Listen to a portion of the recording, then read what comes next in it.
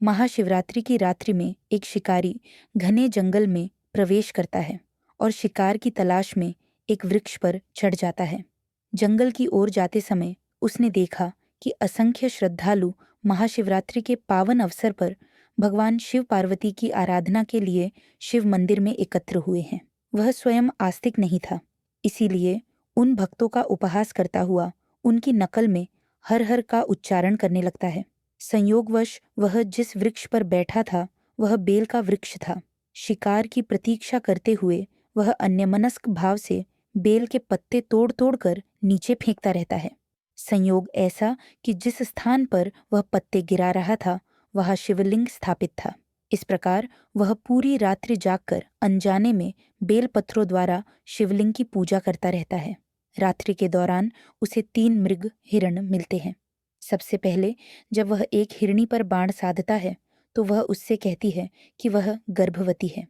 वह उससे विनती करती है कि वह उसे न मारे और प्रसव के बाद स्वयं लौट आएगी।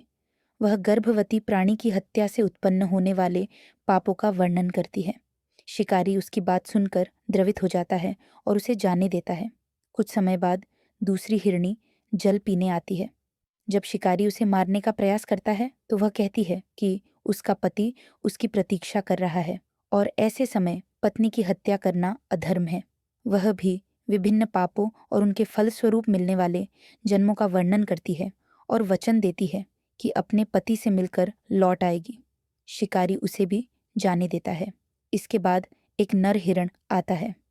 जब शिकारी उसे मारने वाला होता है तो वह कहता है कि उसकी पत्नी उसकी प्रतीक्षा कर रही है, उसे जाने दिया जाए ताकि वह उसे अपने प्राणांत की सूचना दे सके। वह भी पापों और जन्मों के विषय में उपदेश देता है। शिकारी उसे भी छोड़ देता है। इस प्रकार पूरी रात्रि शिकारी भूखा प्यासा जागता रहता है और नीचे स्थित शिवलिंग पर अनजाने में बेलपत्र अर्पित करता रहता है।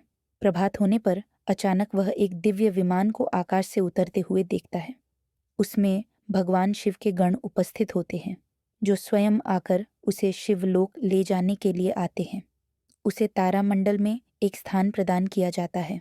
वही शिकारी आगे चलकर मृग ओरायण नक्षत्र के रूप में प्रसिद्ध होता है और जिन हिरणों को उसने जीवन दान दिया था वे भी उसी नक्षत्र मंडल का भाग बनते हैं।